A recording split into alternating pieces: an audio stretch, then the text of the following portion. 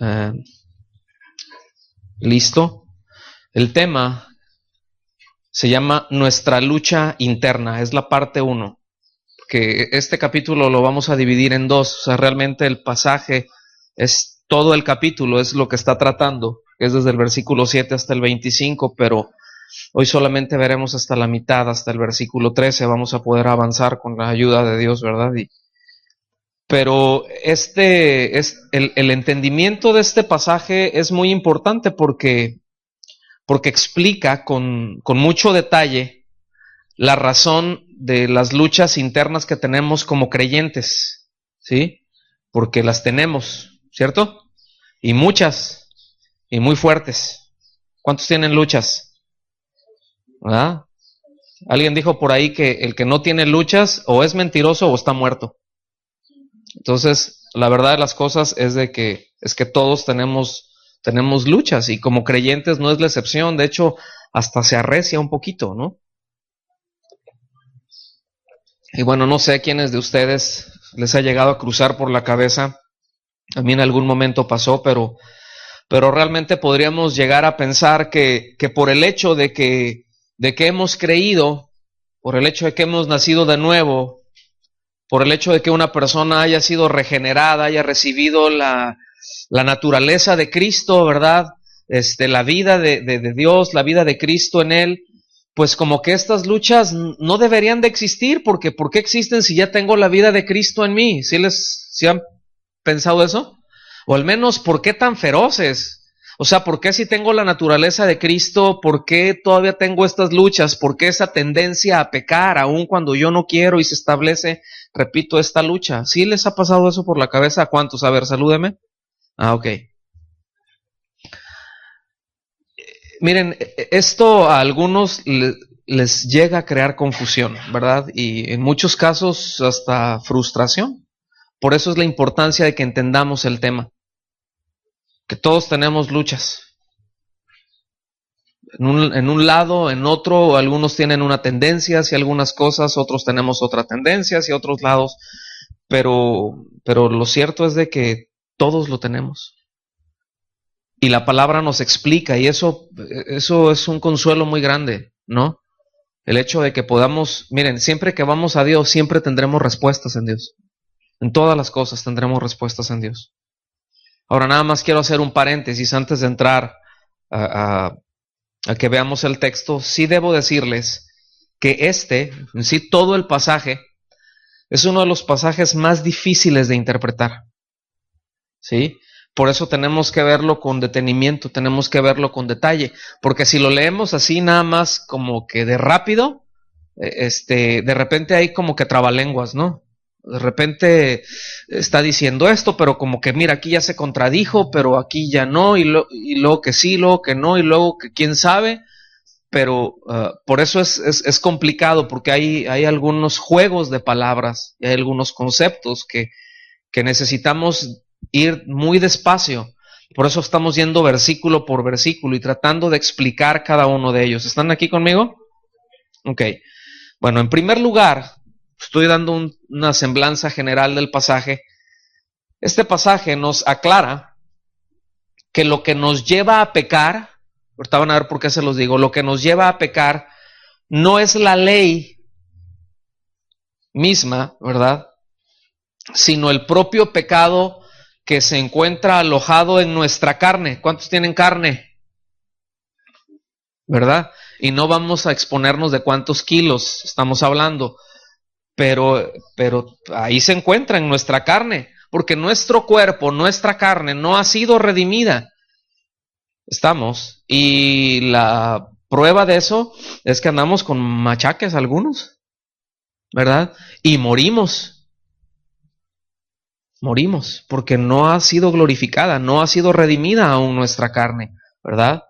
Lo va a hacer, será glorificada. Es decir, en un creyente la glorificación es un tema irreversible y eso lo vamos a ver, ¿verdad? Pero hasta entonces, hasta que el Señor venga por nosotros, ¿cuántos esperan al Señor?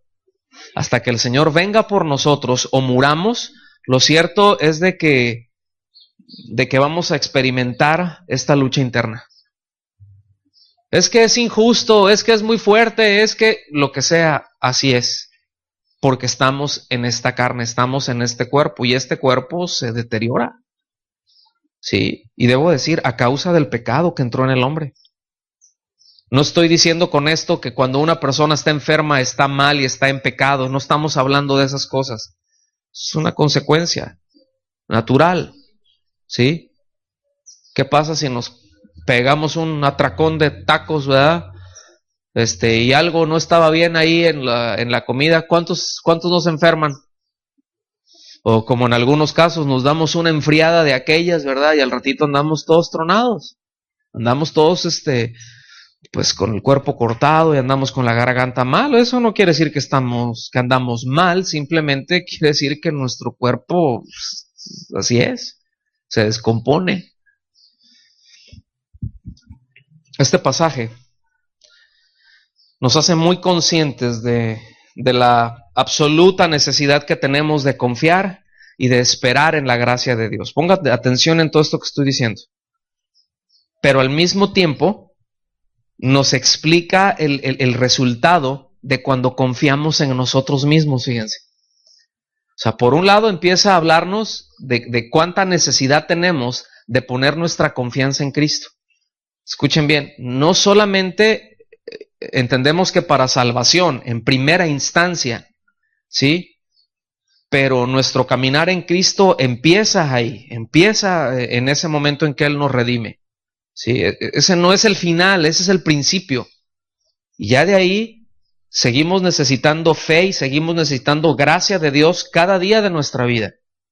Cada día, para todas las cosas que hacemos. Porque poner nuestra confianza o tener la esperanza en nosotros mismos nos va seguramente a meter en problemas. Entonces, debido a esto, y bueno, toda la argumentación anterior, los que han estado siguiendo la serie van a identificarlo esto. Por eso es importante ser constantes. Hay toda una argumentación antes de llegar a este punto. Hay cosas que se están tratando, ¿sí? Por eso es necesario el contexto. O sea, va avanzando. Pero anteriormente el apóstol Pablo explica ahí en la carta, ¿verdad?, de que somos siervos de la justicia. Voy a mencionar algunas de las cosas que él dice que el creyente es. Que somos siervos de la justicia, que somos libres de la ley, y ya entendemos acerca de esto. Libres de la ley no quiere decir que estemos sin ley en el sentido de no estar sujetos a nada, ni a nadie, ni a Dios mismo, sino sin ley, que no estamos sujetos a la ley, es sujetos a la ley para salvación. Que no somos salvos por guardar la ley, sino por creer en Cristo. ¿Estamos? Nos habla de una analogía que usa para el matrimonio, ¿recuerdan? Cómo nos ilustra la condición que tenemos en Cristo, y también explica cómo hemos muerto a la ley, así como que estábamos casados con la ley, ¿verdad? Estábamos unidos a la ley, pero que una vez que ha venido Cristo, que hemos creído, pues morimos a la ley. Entonces ya no estamos sujetos a la ley, ya estamos libres para unirnos a otro. Y habla, ese pasaje que vimos la vez anterior, no habla acerca del matrimonio, repito, es una analogía nada más que nos ilustra cómo un hombre y una mujer cuando están casados, pues no se pueden unir en matrimonio, no pueden tener una unión verdadera, una unión real con nadie más, ¿verdad?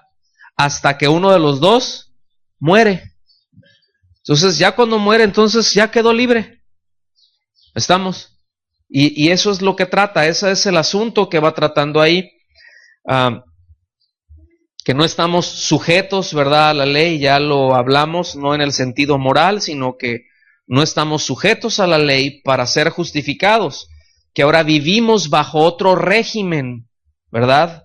Veíamos la clase anterior o el tema anterior, el régimen de la vida en Cristo que opera en nosotros como creyentes, que no estamos sujetos a una regulación para ser justificados, que no tenemos una lista de cuántas buenas hiciste y cuántas malas, y hay una hoja de balances ahí, ¿verdad? Y depende cómo salgas al final, es si te vas al cielo o si te vas al infierno. O sea, no es así, eso lo deja muy claro. Pero con todo esto que va diciendo, perdón, bien podría crear una idea equivocada y concluir que la ley en sí misma es algo malo. Fíjense, con todo esto, porque, póngame atención, voy a hacer un paréntesis. Hoy en día se da mucho esto. Hoy en día, si alguien que quiere caminar, digamos, en rectitud para con el Señor y quiere ser obediente y quiere, pues para ser obediente tengo que saber qué es lo que Él dice, y lo que Él dice está en su palabra, no está en revelaciones personales. ¿Estamos? Tengo que ir a su palabra y saber qué es lo que Él dice. Entonces, cuando alguien habla con alguna persona que se llama, o que se dice cristiana, que se dice un creyente, y traes el tema de las escrituras, de la palabra de Dios, y bueno, vamos a ver qué es lo que Dios dice. Hay un buen sector que de inmediatamente, así como que respinga un poco, ¿verdad? Como que dice, no, pero a ver, espérate, no seas legalista, pues es que el Señor dice, o hay este sentir, y tenemos que tener mucho cuidado con eso, porque somos obedientes y debemos de ser obedientes a lo que Dios establece, repito, en su palabra. ¿Sí? Y yo creo que no es muy difícil de entender eso. El asunto es de que sí es una piedra en el zapato dentro de la iglesia a nivel general. Sí es un tema ese dentro de la iglesia. Entonces, algunos con esa idea, luego como que concluyen que las escrituras, ¿verdad? O algunos dicen, no, es que yo puro Nuevo Testamento. Ya el Antiguo Testamento ese ya hay que desecharlo. Pero dices, bueno, es que el Nuevo Testamento es la explicación del Antiguo Testamento. O sea, el Antiguo Testamento no pasa su vigencia. Algunas cosas ahí están y obviamente entendemos que ya no son así porque ya cambiamos de ese régimen, ¿sí? Pero están ahí y están ahí con un propósito, y aún hoy en día nos sigue enseñando el carácter moral de Dios, nos sigue enseñando acerca de la santidad de Dios. ¿Sí me doy a entender? Entonces, esa es la razón que la primera parte de este tema, los primeros del versículo 7 al versículo 13, es utilizado para explicarlo, ¿sí? Para tratar de entender eso. Y yo no sé ustedes cómo lo ven, pero a mí me parece maravillosa, ¿verdad? La manera en que todo el asunto se va desenvolviendo ahí. Es decir, cómo el apóstol Pablo se va incluso anticipando a preguntas que pueden salir, y eso nos habla de que era un buen maestro. Un buen maestro cuando, aquí hay varios profes, ¿verdad? Pero cuando va a exponer, uno a la hora de exponer tiene que pensar en las preguntas que pueden surgir a la hora de que se está exponiendo algo. A lo mejor algunas preguntas ni se le van a ocurrir a uno, ¿verdad? Pero siempre que uno expone algo pueden surgir preguntas. Entonces es sabio tratar de anticiparse a esas preguntas e irlas explicando antes de que las pregunten. No sé si les ha pasado a ustedes así, que de repente, ay, eso que dijo, esto, ya me quedó esta duda, y al ratito, ok, ya quedó. ¿Sí les ha pasado? ¿Qué? Porque va siendo de esto y a lo mejor van a quedar algunas ahí en el tintero, ¿no? Pero esto es un principio muy valioso. Él se adelanta, ¿verdad? Y bueno, pues inspirado por el Espíritu Santo, qué maravilla. O sea, qué maravilla que lo tenemos. Y por eso siempre es necesario leer en su contexto. Siempre es necesario que nosotros vayamos y no aislemos versículos, ¿verdad?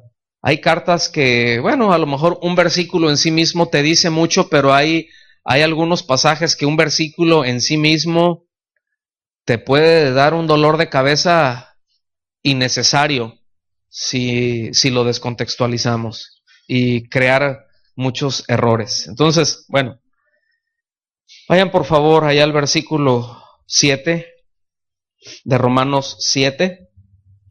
Y miren, yo creo que sin duda esto nos va a ayudar a entender la razón de esa lucha interna que todos tenemos, ¿no? Que todos peleamos y que con la gracia de Dios, ¿verdad? Con la dirección de Dios vamos a poder avanzar bien. ¿Está bien? ¿Ya llegaron ahí al capítulo 7, versículo 7? Fíjense, dice, ¿qué pues diremos? O sea, después de todo lo que, ¿qué diremos de qué? Pues de las cosas que habían venido tratando antes. O sea, no, no es un tema aparte, acuérdense que está progresivo. ¿Qué pues diremos? ¿Verdad? ¿La ley es pecado? Hace esa pregunta. ¿La ley es pecado? O sea, ¿se les ocurre que la ley puede ser pecado después de que esto que les dije? Y algunos, bueno, pues a lo mejor, bueno, pues sí, ¿verdad? Y dice, de ninguna manera la ley es pecado. Pero yo no conocí el pecado sino por la ley.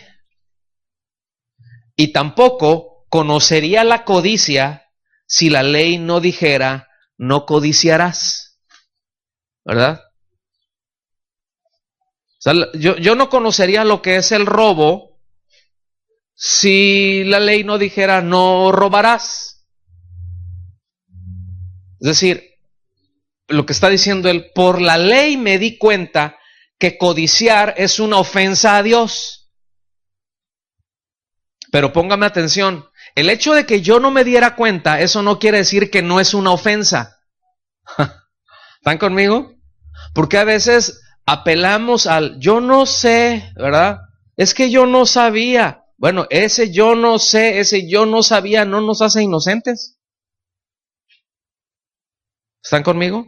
Entonces, ¿qué es lo que viene a hacer la ley?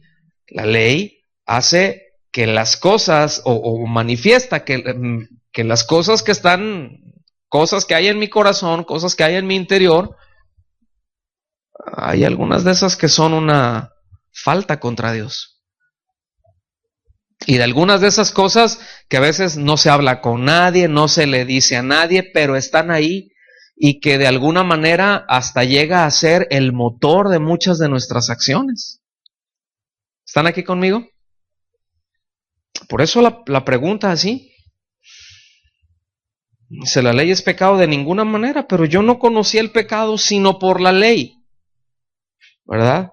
Y tampoco conocería la codicia si la ley no dijera, no codiciarás. Entonces, repito, después de haberles dicho lo anterior, hace este planteamiento, ¿verdad? La ley es pecado porque él está consciente de que ellos podían llegar a esta conclusión equivocada. De que entonces, estamos haciendo mal, porque muchos de ellos eran judíos, muchos de los creyentes en Roma eran judíos, y muchos de ellos a lo mejor estaban diciendo, entonces estamos pecando, sí, ¿verdad? Y es pecado, y que hubiera en su corazón algo que rechazara la ley, y les dice, no, tranquilos, no es así, no es así. Pero el pecado, la ley está evidenciando el pecado en nosotros, ¿sí? Lo que es muy importante aquí tener presente, ya lo hemos dicho y lo vamos a seguir haciendo las veces que sean necesarias, es entender, que la ley no fue dada para salvar al hombre. Es decir, el propósito de la ley nunca fue salvar al hombre, ¿verdad? Solo hace evidente el pecado del hombre. Hace evidente el pecado del hombre como un crimen contra Dios, y eso es lo grave del asunto, porque es un pleito perdido por el hombre, es algo indefendible. O sea, alguien que dice, no, pues yo nunca he oído, a mí, yo no sabía que hacer esto es malo, pero eso lo hace inocente, pregunto. No.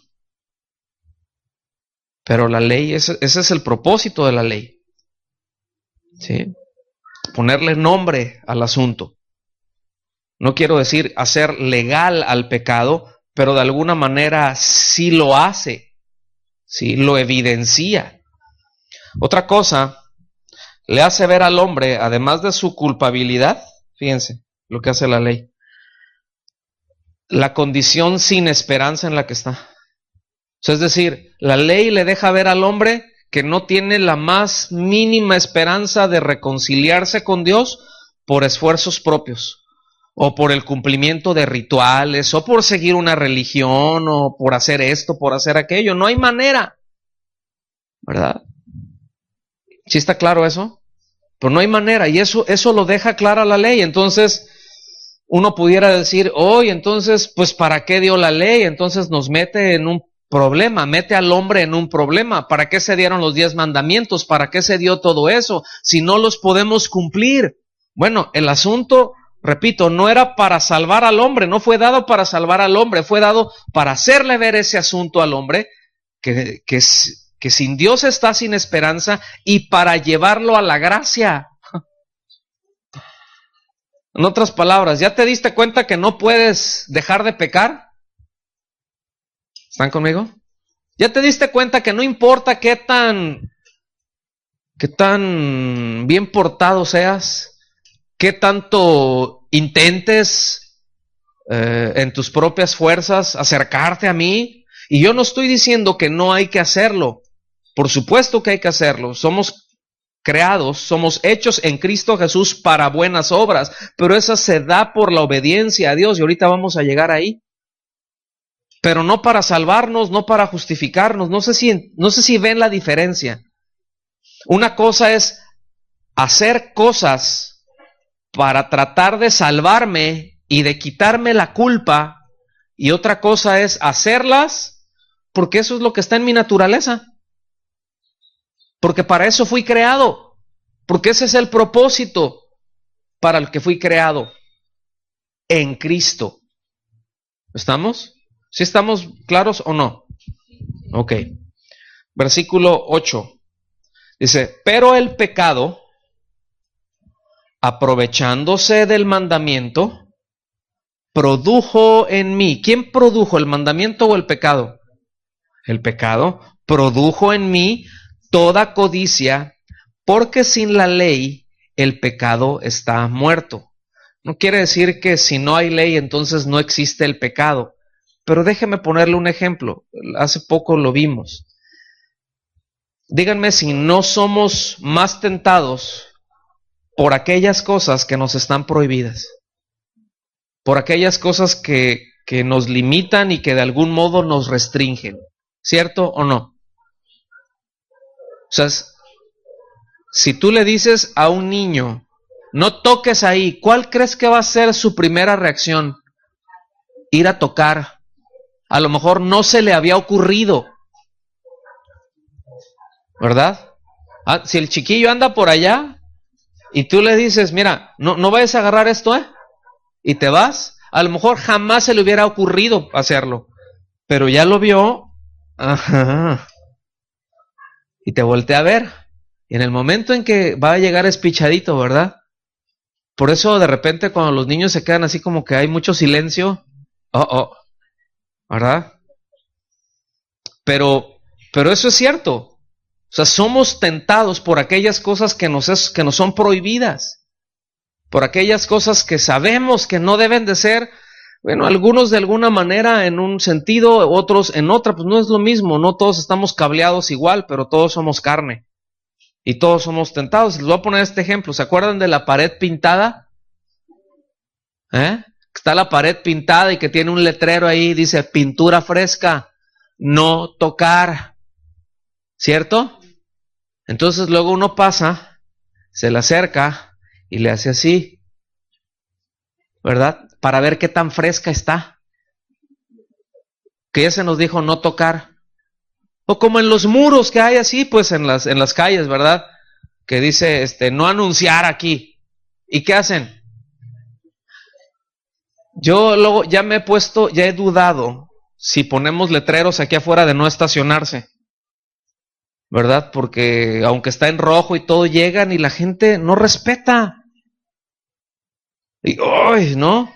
Pero le dices, no estacionarse, parece que le dices, párate aquí y chueco.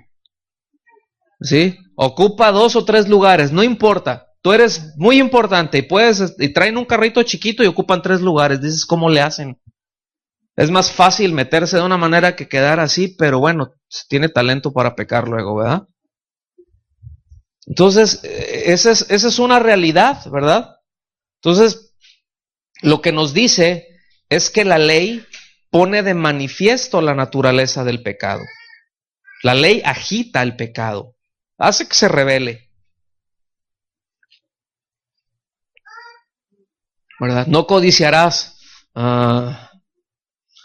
no esto, cuídate con esto, sí. Y así, digo, no tiene caso. Ahorita podríamos poner muchos ejemplos para con nuestros hijos, ¿cierto o no? Es que no, déjalos, hombre. Es que no, mejor mira, que no pequen. ¿Están conmigo? Eso no quiere decir, ay, déjalos que hagan lo que quieran, no estamos hablando de eso. Sí. Pero es que mamá, me quiero poner un zapato rojo y el otro es azul, ¿verdad? No, pues se ve gacho, pero si tú te lo quieres poner, tú eres el que vas a andar haciendo el ridículo, ¿no? Más camina delante de nosotros, que no piensen que venimos contigo y ya. ¿Sí? ¿Sí saben lo que quiere decir la palabra suéter? ¿No? Ya ven, sí, es un suéter. ¿Saben lo que quiere decir suéter? Es prenda de vestir que le ponen a los niños cuando la mamá tiene frío. ¿Ah? O sea, a veces ahí el chiquillo anda todo sudando, anda escurriendo, ¿verdad? Pero pues la mamá no, está ahí sentadita, está tranquilita, está platicando y ya le llegó el frío y ponte el suéter. Te está haciendo mucho frío, ¿verdad? Entonces, pues bueno, a veces hay que, no te lo pongas, ¿no? No te lo pongas. Nada más no te quejes luego. Que anda así como lloviznando, ¿verdad? ¿Sí están conmigo? Seguimos, versículo 9. Hoy vamos a terminar temprano. De veras. Tengan fe. Versículo 9 dice, y yo, sin la ley, viví en un tiempo, pero al venir el mandamiento, el pecado revivió y yo morí. ¿No les parece de repente así medio, como que quedé igual, pues, ¿no? Yo sin la ley viví en un tiempo, pero al venir el mandamiento, el pecado revivió y yo morí. Ese sin la ley no quiere decir que estuvo libre de la ley. Quiere decir que estuvo con un entendimiento superficial acerca de la ley. Porque yo les recuerdo, Pablo en este caso, y le está diciendo a otros, pero Pablo era judío y él nació dentro del judaísmo. Es decir, entiéndame esto, él aprendió a leer con las escrituras. Sí, era el libro de texto para ellos. Entonces lo conocía desde de memoria. A los 14 años podían citar el libro de Isaías de memoria. Sí, ese era cuando hacían su celebración del Bar Mitzvah. Es como de adolescentes que ya pasan a otra etapa. Sí, lo recitaban de memoria. Entonces no es de que fuera un ignorante en el sentido de no tenerla, sino más bien que no entendía el propósito de la ley, no entendía la naturaleza de la ley, no entendía el origen de la ley, ¿verdad? Entonces, cuando eso ocurre y tienes ley, ¿qué pasa? ¿Cómo le pasó a él? Bueno, queda limitado al cumplimiento de ciertos rituales, a la observancia de ciertas normas, sin comprender que la ley lo que está haciendo es revelar el carácter santo, justo y bueno de Dios, que nos lleva a confiar, que nos lleva a depender por completo, en la gracia de Dios, que nos lleva a depender de Cristo. Entonces es lo que pasa con una persona, aún en la iglesia. Póngame atención aquí, porque hay veces que hay buena intención, ¿sí? Pero se empiezan a hacer algunas cosas que hacemos de una manera ritualista. Pues hoy voy a cantar, ¿verdad? Ya venimos y pues entramos en el rito de la alabanza. Y no estoy diciendo que la alabanza sea un rito, pero para muchos lo llega a ser, es decir, solamente algunas acciones vacías en donde canto. Y digo, alabanza son las rápidas, adoración son las tranquilitas. ¿sí? Y hay que cantar rápidas y después tranquilitas y después las ofrendas, si hay anuncios se dan y si hay esto y esto y luego viene la palabra. Déjeme decirle eso es solamente una liturgia, eso es solamente una manera de hacer las cosas porque de alguna manera se tienen que hacer. ¿Están conmigo? Pero ¿qué si se empieza con la predicación de la palabra? ¿Cuántos llegarían temprano? Porque luego dicen, no, es que ahí está la alabanza, luego ya puedo llegar ya despuesito, pero sí, ya con que llegue, o como cuando antes decíamos que íbamos a la de Roma, ¿verdad? Con que llegue al amén. Entonces, como se le da poderes salvíficos, o ellos le otorgan poderes salvíficos a la misa, por ejemplo, dicen, bueno, o sea, es decir, que si tú vas a misa, ¿eres salvo? Entonces, ya con que llegue al amén, ya con eso le hice. Aunque no haya entendido, aunque ya nada más llego y hago 2, 3 ritos, y ya cumplí. Y eso pasa cuando no tenemos el entendimiento de las cosas que estamos haciendo, en dónde se originan, y los porqués y los porcómos, ¿sí? Porque nada más terminamos haciendo cosas. ¿Y por qué te pones esto? ¿Por qué te quitas aquello? ¿Por qué le haces de esta manera? ¿Ustedes no tienen esas pláticas de repente interesantes con sus niños, los que tienen niños chiquitos? ¿Y por qué? ¿Cuántos tienen hijos en esa etapa? ¿Y por qué? ¿Por qué? Oye, pero esto, ¿por qué? ¡Ah! ¿Verdad? Pero bueno, ya guarda silencio tantito. ¿Por qué? Sí, porque sí, porque sí. Sí, pero bueno, es algo natural, o sea, están preguntando, quieren saber. Y lo peor que podemos hacer es dejarlos en su ignorancia. Te preguntan por qué, aprovecha y enséñales. Por esto y por esto. ¿Verdad? Por eso enseñar requiere paciencia. Porque hay que repetirlo una y otra y otra y otra vez. A nosotros, ¿cuántas veces se nos tienen que repetir las cosas? Hola. No somos diferentes. Lo que pasa es que ya un niño y un adulto procesa distinto, pero en naturaleza es lo mismo. Entonces, la ley nos lleva a darnos cuenta de una manera consciente, muy profunda de nuestra condición y de nuestra necesidad, ¿verdad? Porque, escuchen bien, en esencia, después de Adán, todo ser humano es culpable ante Dios por nacimiento. Porque Adán no fue culpable ante Dios, es decir, Adán fue creado en inocencia. Sí, pero de ahí en adelante ya no. De ahí en adelante entró el pecado al hombre. Ese es un tema que vamos a ver más adelante, ¿verdad? Y bueno, ignorar no nos da inocencia. Puedo ser culpable contra Dios y eso no, pero yo no sé, pero eso no me hace inocente, que yo no lo sepa, que soy culpable. Salmo, vayan conmigo por favor, Salmo 19, versículo 7 en adelante.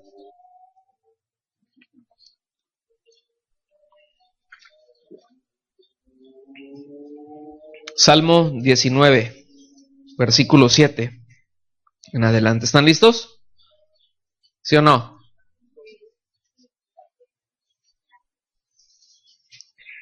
Me gusta cómo se oyen las hojas cuando están buscando en la Biblia.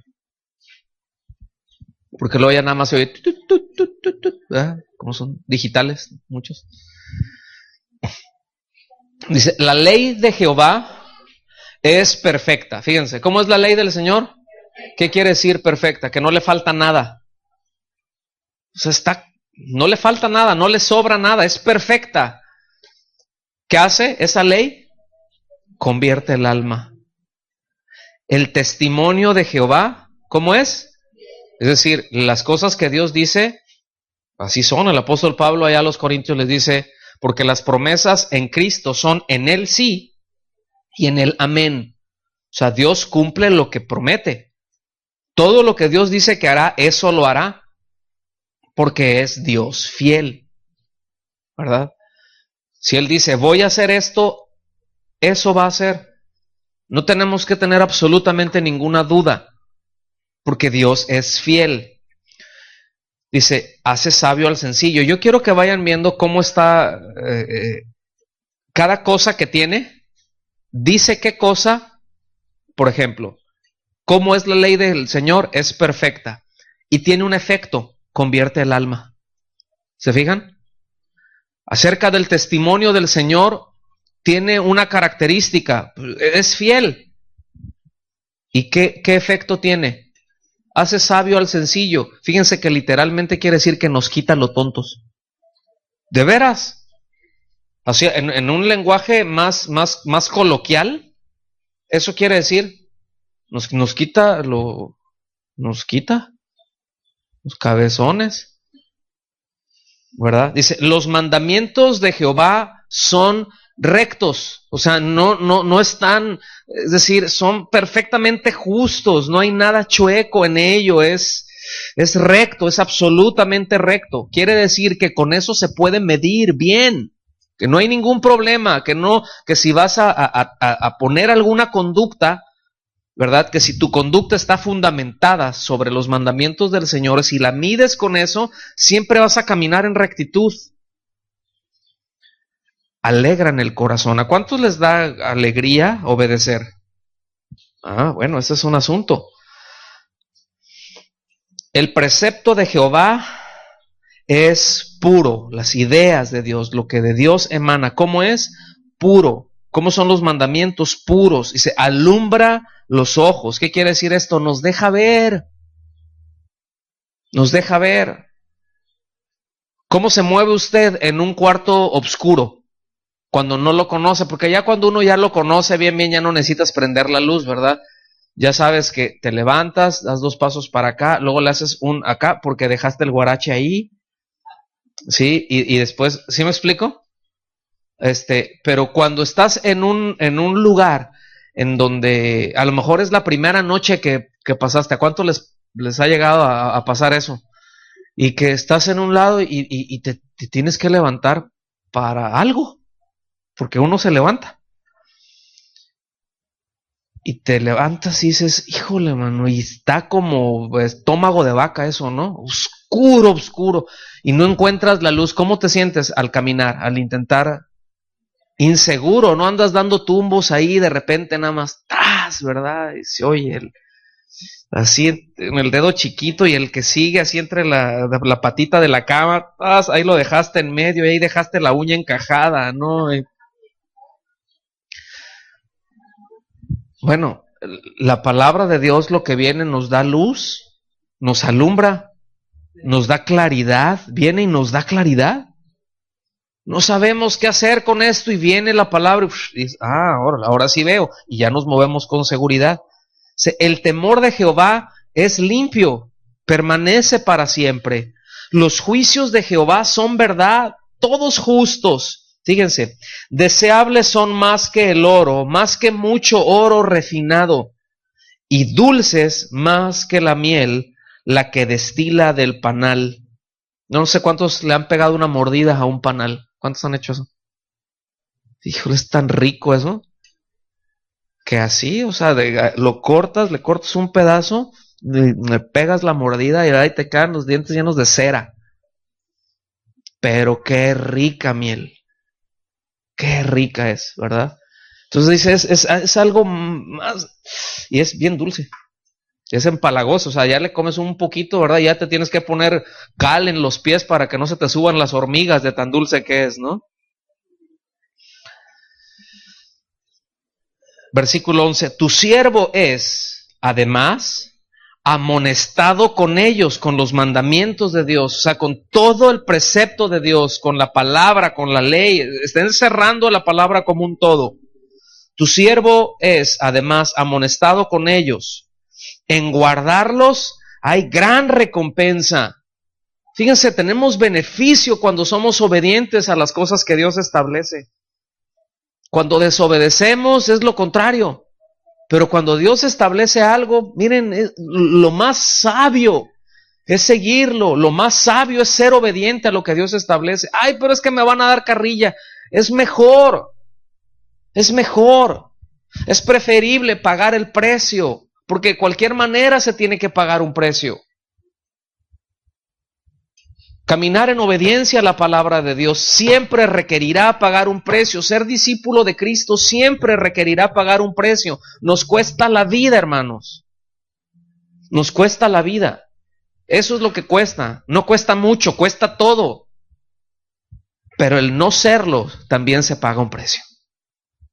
Yo no sé cuál de las dos facturas prefiere usted pagar. Yo le aconsejo, vaya a la palabra, pida la guía del Espíritu Santo y que la palabra le diga qué es lo que tiene que hacer. Ya sabe para qué nos hacemos, ¿verdad? Ser obedientes. Versículo 12. Fíjense bien, aquí quería llegar. ¿Quién puede discernir sus propios errores? ¿Quién puede discernir sus propios errores?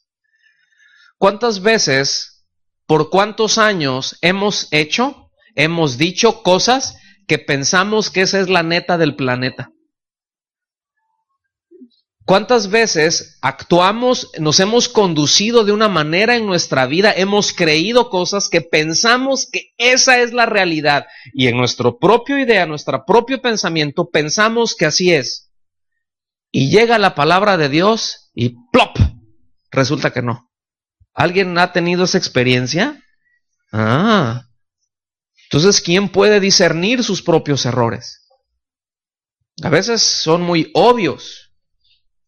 Pero hay veces que no.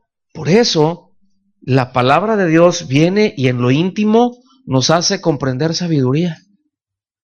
Por eso viene la palabra de Dios, ¿verdad? Y cuando yo pienso que no ando mal, ¿verdad? Y viene la ley y te pone la regla y está uno todo como la rumorosa, ¿verdad? Así toda la carretera toda chueca con unos voladeros bien peligrosos nuestros caminos. Y decimos, híjole, Señor, yo pensé que andaba bien, o al menos no pensé que anduviera tan mal, porque a veces decimos eso, yo no ando tan mal, ¿verdad? Aquí no tienen que decir amén para no quemar a nadie, pero a veces decimos, es que yo no ando tan mal, es que no se trata de no andar tan mal, se trata de andar bien, ¿sí? No se trata de andar poquito mal, no, se trata de andar bien, eso es lo que Dios desea establecer en nuestros corazones. ¿Quién puede, repito, discernir sus propios errores? Líbrame de los que me son ocultos. Es decir, hay pecados en mí, hay errores y en algunos casos horrores que yo no me doy cuenta, Señor. Ahora, ¿quién le dijo aquí al salmista incluso orar de esta manera? Es una oración muy inteligente, ¿eh? Señor, mira, yo sé que hay cosas que yo no discierno, ¿sí? Y que puedo estar actuando mal sin saberlo. Líbrame de eso, Señor.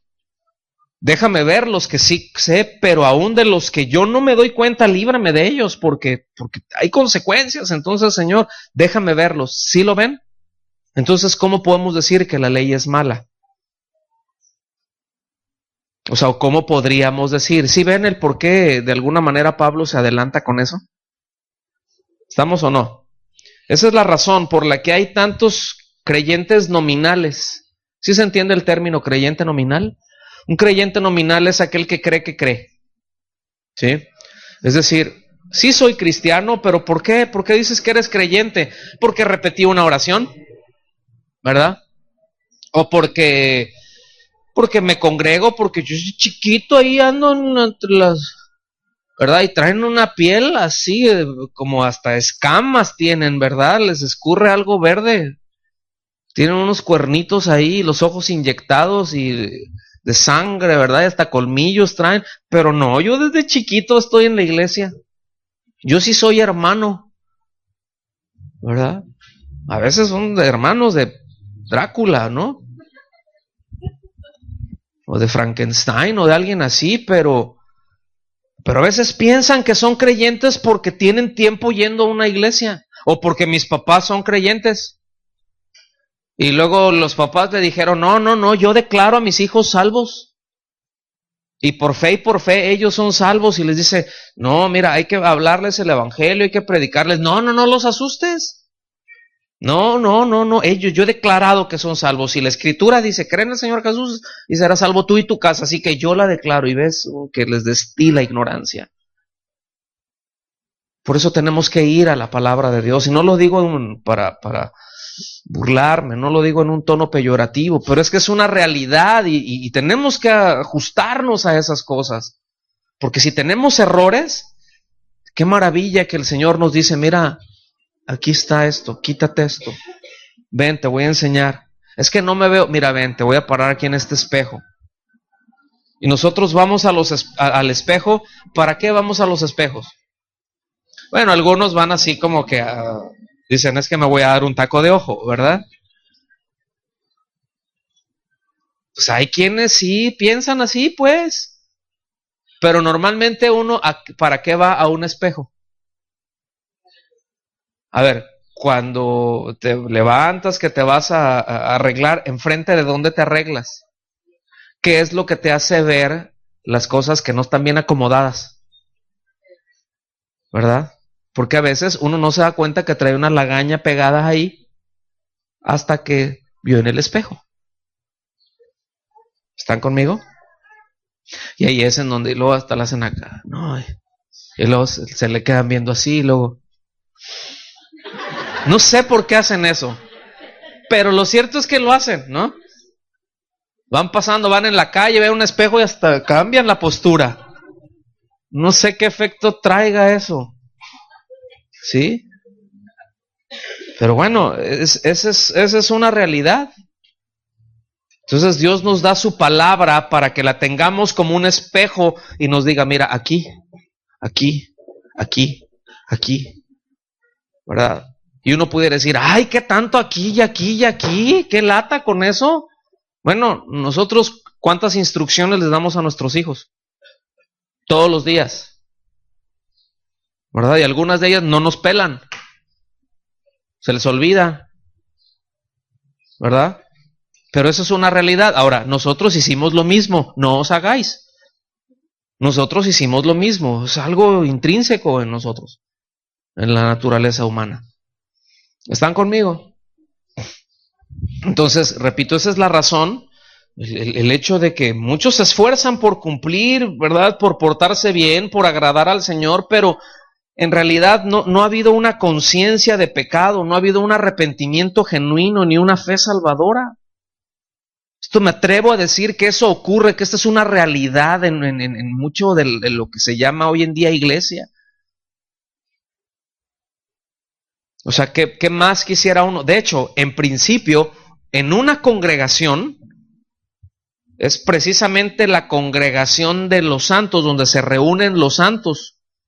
Pero el asunto es de que iglesia, luego ya pues todos llegan y a ver, y bueno, ya se ha convertido ahora en un campo evangelístico. Pero yo les voy a decir algo, antes no era así. Antes no se llevaba a la reunión de los santos a alguien que no evidenciaba que había creído. Porque era un riesgo. Era un riesgo para los demás. Y ahorita pues, se tiene que hablar del evangelio y se tiene que predicar el evangelio, porque no todos los que se congregan, desafortunadamente, yo espero que no sea el caso aquí, pero bueno, no todos son salvos. O sea, no por el hecho de venir aquí ya lo son. ¿Están conmigo? Si no han creído, si no ha habido esa obra que estamos hablando, fíjense, por eso es que tanta gente busca a Dios por motivaciones incorrectas, ya lo hemos tocado, por motivaciones egoístas, porque no están conscientes de la ley y el mandamiento, no están conscientes de cuál es su situación, no están conscientes de su culpabilidad ante Dios, qué es lo que Dios ha establecido, no están conscientes de eso. Pero quiero usar a Dios y quiero que Dios me dé y quiero que Dios me bendiga, ¿verdad? Entonces, si necesito, o sea, si tengo que repetir una oración para que el Señor salve mi matrimonio, si tengo que repetir una oración o asistir regularmente a un lugar para que el Señor haga algo con mi negocio que va de pique, pues yo lo hago. Pero ¿qué pasa cuando viene el tiempo y esas cosas no se arreglan o se empeoran? ¿Qué pasa con eso? terminan diciendo bye y se alejan y hasta hablan mal del Señor. Se apartan, pues, apostatan de la fe. O sea, nunca la tuvieron, pero se apartan. ¿Están aquí? Entonces, la ley expone la razón de por qué el Evangelio es el Evangelio, ¿verdad? O sea, son buenas noticias. De hecho, no hay mejores noticias ni más trascendentes que el Evangelio. Por eso antes, fíjense, los antiguos, estoy hablando de la época de los puritanos, por ejemplo, allá en el siglo XVI, XVII, sí, un poquito después, en el tiempo en que la Reforma todavía estaba efervescente, ellos predicaban la ley. No sé cuántos, o sea, predicaban de entrada la ley y después hablaban el Evangelio. No sé cuántos han escuchado, por ejemplo, de Jonathan Edwards, pero él fue en los Estados Unidos por allá en el siglo XVII, XVIII, ¿sí? Y él, hubo muchas enseñanzas, pero hubo un sermón de él muy famoso hasta la fecha. Se predica, fíjense, porque antes los transcribían. O sea, todo lo que se decía se leía. Y ese sermón se llamaba Pecadores en manos de un Dios airado. Ese sermón no se predicaba en las plazas, no se hacían campañas evangelísticas. Ese sermón él lo predicaba en las iglesias porque él estaba convencido de que las iglesias estaban llenas de incrédulos. Tenían religión, iban, decían, confesaban, cantaban, todo, pero su estilo de vida dejaba ver que no eran creyentes. Entonces se empezó a predicar eso. No les platico cómo les fue a él. ¿Sí me explico? Pero uno oye ese mensaje y mira si te vas a volver a convertir. Es que es la ley. Deja ver cuál es la condición del hombre delante de Dios. Pero tan bien descrito, tan bien, tan ungido, tan bien hecho, tan bien inspirado, que es muy impresionante. ¿Sí? Él iba y empezaba a predicar, por ejemplo, y los dejaba así. Y había gente que literalmente a la hora de él estar predicando se levantaba y gritaba por la desesperación de que se sentía por su pecado. ¿Verdad? Entonces no le decían, no, oye, que la autoestima, ¿verdad? Y se van a ir. Y se convertían de veras. ¿Sí? O sea, ¿por qué? Porque eso es lo que hace la ley. Y eso es lo que ellos decían. Vamos a predicar la ley, porque la ley convierte el alma. O sea, la ley los va a llevar a ver la necesidad, ¿estamos? Que tienen de buscar la salvación. Y que esa solamente está por fe en Cristo Jesús. Versículos 10 y 11. Y hallé que el mismo mandamiento que era para vida, a mí me resultó para muerte. Estoy en Romanos 7, 10 y 11. Y hallé que el mismo mandamiento que era para vida, a mí me resultó para muerte.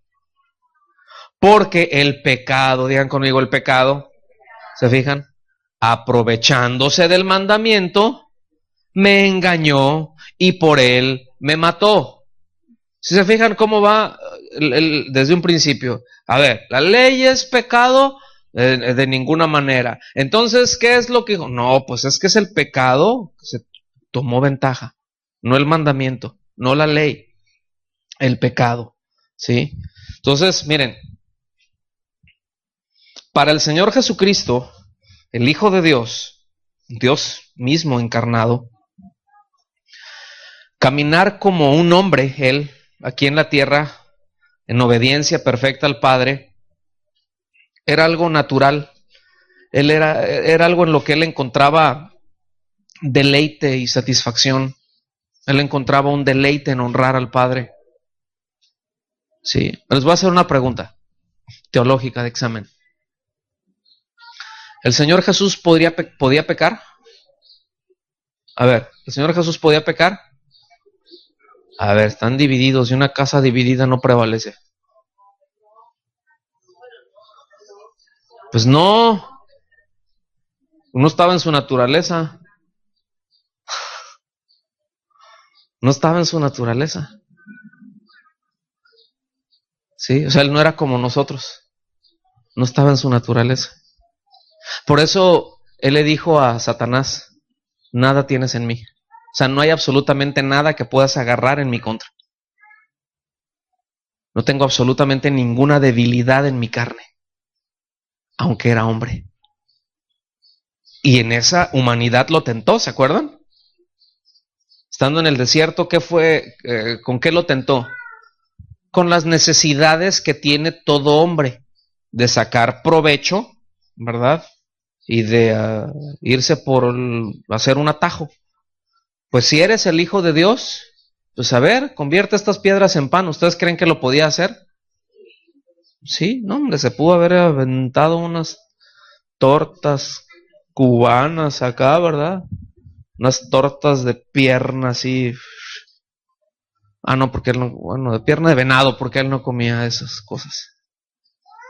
Sí, pero se pudo haber, cierto, pudo haber hecho, o sea, él no tenía necesidad, él tenía el poder creador, él es el que, él hizo los cielos y la tierra con su palabra, y con su palabra la sustenta. ¿Ustedes creen que aventarse un par de tacos ahí que le representaba algún problema?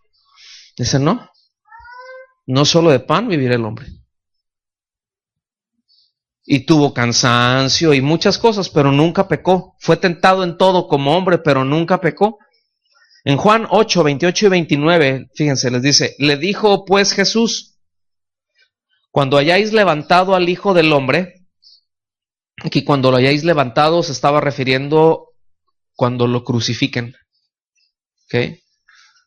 Cuando hayáis levantado al Hijo del Hombre, entonces conoceréis que yo soy y que nada hago por mí mismo, sino que según me enseñó el Padre, así hablo. Fíjense, el mismo Señor Jesucristo dice, yo no traigo un mensaje propio, mi mensaje es del Padre.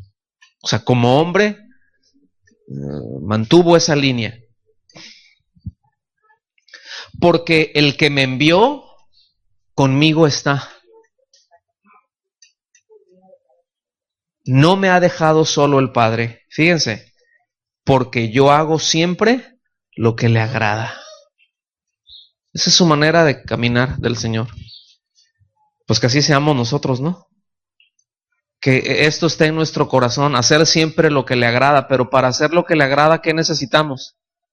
Su palabra y la dirección del Espíritu Santo, ¿no? Salmo 40, versículos del 6 al 8, brínquenle para allá. Salmo 40, versículos del 6 al 8, dice, sacrificio y ofrenda no te agradan. Has abierto mis oídos. ¿Para qué se abren los oídos? Ok, para oír, para escuchar. Has abierto mis oídos. Holocausto y expiación no has demandado. Versículo 7. Entonces dije, he aquí, vengo. En el rollo del libro está escrito de mí. Está hablando, o sea, eso obviamente es un salmo mesiánico. Está hablando por parte del Señor Jesús. El hacer tu voluntad, Dios mío, me ha agradado y tu ley está en medio de mi corazón. Oye, pero como que hay una contradicción porque la ley dice que se hicieran sacrificios y expiaciones. Entonces como que se está contradiciendo, ¿no? No hay contradicción. Lo que está diciendo es que hacer sacrificios y ofrendas y todo así, si no está en el corazón, hacer la voluntad de Dios es perfectamente inútil. Eso no se agrada, o sea, no se agrada en el acto solo. Pues voy a la iglesia. Es más, ya no voy a ir porque no quiero ser hipócrita. Pues yo hoy no tenía muchas ganas de venir, la verdad. Que me estaba sintiendo muy mal y así como que, ay, qué padre hoy. Bueno, dice Señor, pues dame la fortaleza. Y Dios te da la fortaleza y aquí estamos. ¿Sí me explico? Pero no sé si me estoy dando a entender. Que no es el rito, no es la acción por sí misma, sino que es nuestra voluntad rendida al Señor, lo que Él desea. Y de ahí van a salir las acciones que al Señor le agradan. Fíjense que esto ha sido desde el principio de la relación con Dios, con el hombre, ¿verdad? Ustedes vean, si tenemos que aprender de dónde venimos y a dónde tenemos y a dónde vamos, ¿a quién tenemos que ir? ¿O a dónde tenemos que ir en las Escrituras? Obviamente al origen. Y eso es un principio que Lucas establece. Cuando le dice a Teófilo, dice, yo he investigado y he decidido escribirte estas cosas desde su origen. No desde el pasado, sino desde el origen. Si nosotros queremos volver y tener comunión con Dios, ¿cómo tiene que ser qué modelo tengo que buscar? ¿Cómo era en el principio? ¿Cómo creó Dios al hombre? Ahí tenemos que llegar. Entonces, cuando nosotros vemos esto, vemos que, por ejemplo, a Adán, Dios no le dio una ley, ni una serie de normas, ni ritos a seguir. ¿Se fijan? ¿Cuántas instrucciones le dio? Una sola instrucción. Le dio una orden. Déjeme decir esto. Le dio una instrucción, le dio una orden que sí podía cumplir. ¿Verdad? Que sí pudiera seguir. Seguir las instrucciones de Dios no son obras, hermanos. Seguir las instrucciones de Dios es fe. Es decir, cuando Dios le dijo a Adán, no coman del fruto de este árbol, ¿le estaba demandando obras o le estaba demandando fe? Fe. Estaba demandando obediencia. Obediencia o fe es eso, es obediencia a la palabra de Dios, obediencia a lo que Dios establece. Entonces, ¿le estuvo demandando hacer cosas o no? Una sola instrucción le dio. Entonces, desde un inicio, ¿qué es lo que Dios demanda de nosotros para estar en una relación correcta con Dios? Fe, obediencia. Entonces, ¿en dónde pasó o cuándo cambió el asunto? Pues no cambió. Pero ¿en dónde entendió el hombre como que tenía que hacer cosas para agradar a Dios? ¿En dónde le vino la idea al hombre de que tenía que hacer cosas para justificarse? Que podía seguir una serie de ritos y con eso ya la hacía. Pues no se originó en Dios esa idea, ¿verdad? Sí queda claro eso, hermanos. ¿Cómo vamos de tiempo?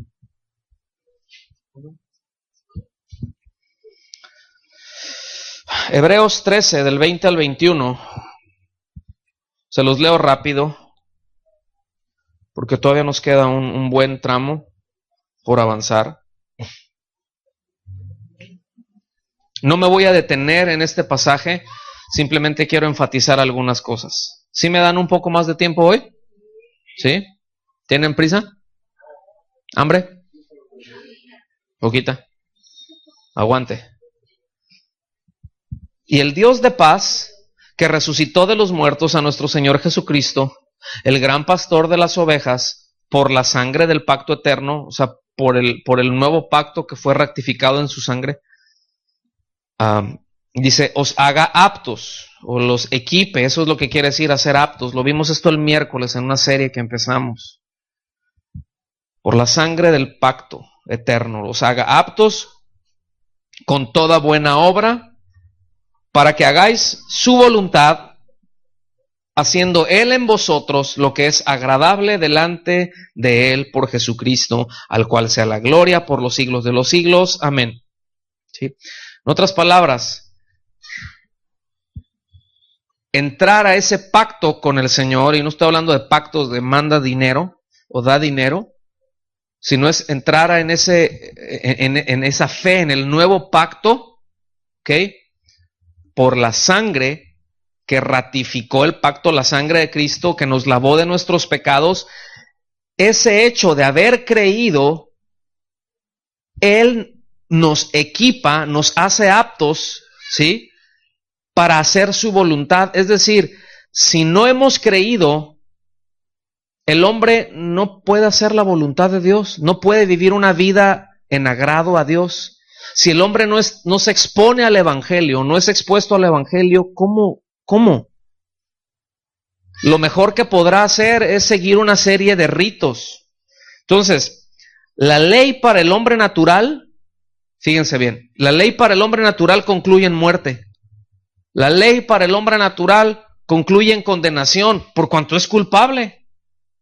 El hombre sin ley, es decir, sin el entendimiento del propósito, la convicción dada por el Espíritu Santo, esa que ya hablamos, escúcheme bien, para el hombre natural resulta sencillo ser engañado por el pecado, en que cumplir la ley, ¿sí?, puede ser justificado sin la intervención de Cristo.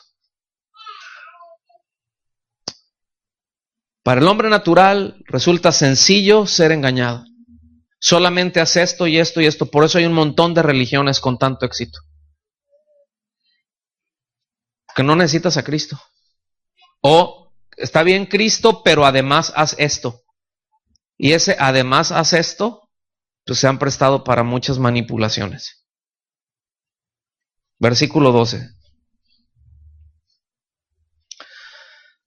De manera que la ley a la verdad es santa, y el mandamiento santo, justo y bueno. Aquí establece la idea, ¿verdad?, al recordarnos cuál es la naturaleza de la ley, la naturaleza del mandamiento. Entonces, fíjense cómo manifiesta el carácter de Dios. Qué gracia, ¿no? Qué gracia. En Lamentaciones, capítulo 3, se los voy a leer. Capítulo 3, versículos 31 al 33, dice: el Señor no rechaza para siempre, antes bien, si aflige, también se compadece según su misericordia. O sea, sí nos surte. Versículo 33. Pues no se complace en afligir o entristecer a los hijos de los hombres. O sea, Dios no encuentra deleite en eso. No es algo que le cause deleite eso al hombre, a Dios. Lo que le proporciona placer a Dios es que el hombre obedezca. Es que el hombre viva para su gloria. Isaías, capítulo 1, versículos del 13 al 20. Los voy a leer. No me voy a detener mucho en esto. Solo voy a enfatizar algunas cosas, muy rápido, por el tiempo. No me traigáis más vana ofrenda. Fíjense, le está hablando a un pueblo que seguía con sus ritos, que creían, sí, pero lo estaban haciendo de una manera ritualista. Si ya no me traigas más vana ofrenda. ¿Qué es vano? Hueco, vacío, sin sentido. El incienso me es abominación. Fíjate, o sea, lo que me estás ofreciendo, pero es que aquí en la ley dice y tú dices, entonces te lo ofrecemos así. Me es abominación. Luna nueva, sábado, el convocar asambleas, dice, no lo puedo sufrir, o sea, ya no lo tolero. O sea, todas tus reuniones ya no las tolero. Todas tus fiestas solemnes, ya no las tolero. Ya para. Fíjate lo que le está diciendo. Me son gravosas. Dice, no las puedo sufrir, son iniquidad vuestras fiestas solemnes. Mi alma aborrece vuestras lunas nuevas y fiestas solemnes. Me son gravosas y cansado estoy de soportarlas. Pues ¿qué no eran para el Señor? Pues ¿qué no eran para agradarle a Él, para honrarlo a Él? Luego, ¿qué pasó entonces? Cuando extendáis vuestras manos, o sea, que levanten sus manos, yo esconderé de vosotros mis ojos. Asimismo, cuando multipliquéis la oración, yo no oiré. Fíjate, llenas están de sangre vuestras manos. O sea, era todo un ritualismo impresionante.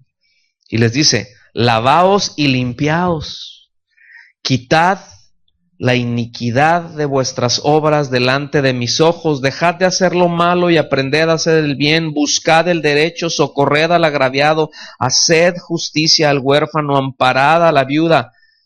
Versículo 18, venid luego, dice Jehová, y estemos a cuenta. Aunque vuestro pecado sea como la grana, como la nieve serán emblanquecidos. Aunque sean rojos como el carmesí, vendrán a ser como blanca lana. Versículos 19 y 20 son muy importantes. Si queréis y escucháis. Esa palabra si queréis, o si quieren, el hebreo está hablando de si ponen su voluntad en esto, es decir, si rinden su voluntad. Y escucháis, esa es la palabra shama, ¿sí? ¿Qué quiere decir escuchar con inteligencia para obedecer? Es decir, si escuchas con la intención de obedecer, si escuchas con el deseo de obedecer, ¿cuántos desean obedecer realmente a Dios? Porque podemos decir que sí, pero ¿qué es lo que está dentro de nuestro corazón? Si queréis y escucháis, entonces dice, comeréis de lo mejor de la tierra. O sea, van a estar bien. Si no queréis y sois rebeldes, es la antítesis de lo anterior, seréis consumidos a espada. La boca de Jehová lo ha dicho. Es decir, esto es algo que ya está. Esto es completamente congruente a lo que Juan dice. Ahí en el capítulo 3 de Juan. Sí. El que tiene al Hijo tiene la vida. Pero el que no, dice. El que cree tiene vida, pero el que se rehúsa a creer en el Hijo, la ira de Dios está sobre él. Es perfectamente congruente, o sea, encaja perfectamente. Versículos 13 y final, y vámonos metiéndole ya velocidad. Entonces, es una conclusión, ¿lo ven? Ese entonces. Entonces, lo que es bueno vino a ser muerte para mí, o sea, algo bueno me mató. Dice, de ninguna manera. Más bien, el pecado, para mostrarse como pecado, produjo en mí la muerte por medio de lo que es bueno. Fíjate. A fin de que el pecado, por medio del mandamiento, llegara a ser extremadamente pecaminoso.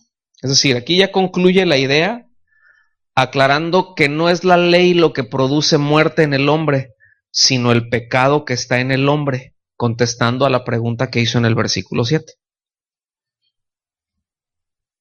¿Ven por qué me tenía que venir con mucho detalle? Yo sé que esto está medio espeso, pero es muy importante entender esta parte.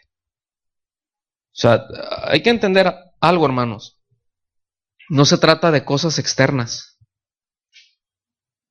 No se trata de circunstancias. Ay, si me cambiara esto. Ay, si no tuviera esto. Ay, si... Uy, va a ser... Uy, si tuviera esto, entonces yo le echaría ganas. Uy, no es eso. Está en el corazón. Simplemente la palabra lo que viene es que la expone. Perdón, la condición nuestra. Final. Gálatas 3, capítulo 3, versículo 19 al 22, dice, sígame con atención. Entonces, ¿para qué sirve la ley? Una buena pregunta, ¿no? Fue añadida a causa de las transgresiones hasta que viniera la descendencia a quien fue hecha la promesa y fue dada por medio de ángeles en manos de un mediador. ¿Quién es ese mediador? Y el mediador no lo es de uno solo, pero Dios es uno. Entonces, ¿la ley contradice las promesas de Dios? De ninguna manera. Porque si la ley dada pudiera vivificar, es decir, si la ley que fue dada pudiera dar vida, pudiera impartir vida, la justicia sería verdaderamente por la ley. Es decir, cuando somos justificados, ¿y qué somos justificados por la fe? ¿Qué es lo que pasa cuando somos justificados? recibimos vida, la vida de Cristo. Es decir, primero creemos y luego nos da vida. O sea, no es de primero te regenera y luego crees. No es así. Primero creemos y te da vida. ¿Estamos? Justificados pues por la fe. Hemos sido justificados, soy justificado, recibo vida. Es por la fe.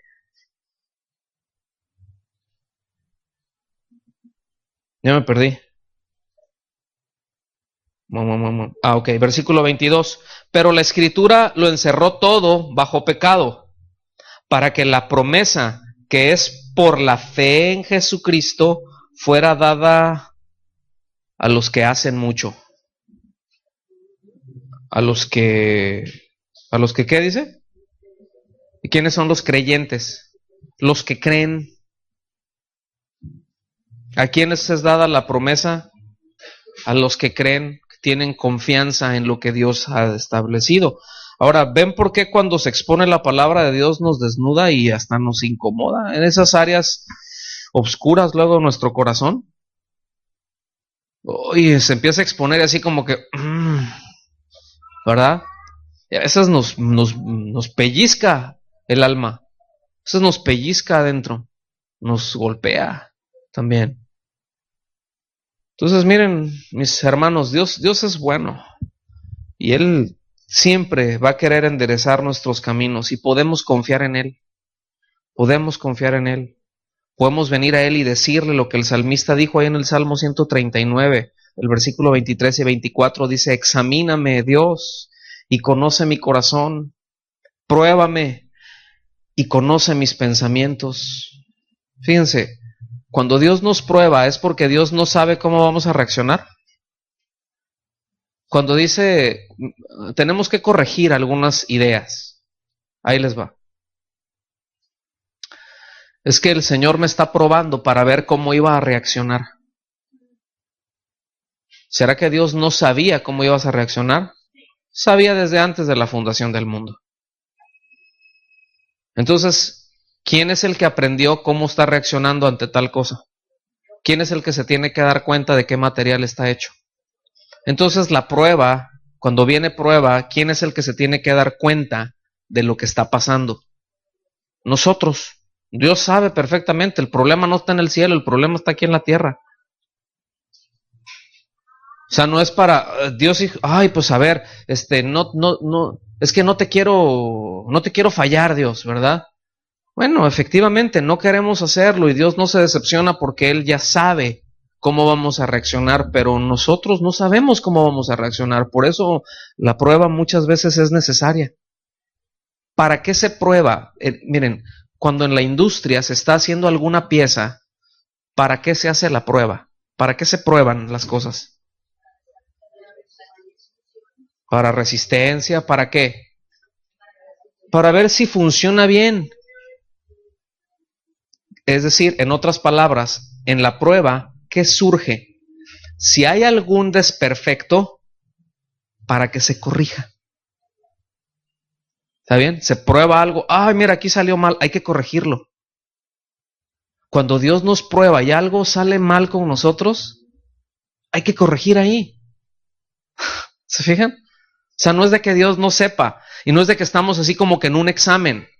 El propósito de todo eso es crecer y que pueda ir corrigiendo. Y ahorita me probó en esto y al ratito te va a probar en esto otro. Y Dios nos va a probar. ¿Sí? Pero Satanás nos va a tentar, no lo confundáis. ¿Sí? No os enredéis. No os hagáis nudos. ¿Está bien? Dice, y ve si hay en mí camino de perversidad y guíame en el camino eterno. Entonces, ¿sí alcanzan a ver el origen de esta lucha interna, hermanos? ¿Sí alcanzan a verlo? ¿Cuál es el origen de esa lucha interna? ¿El pecado que está en dónde? ¿En la casa del vecino? En mí. El pecado que mora en mí. Póngase de pie, por favor.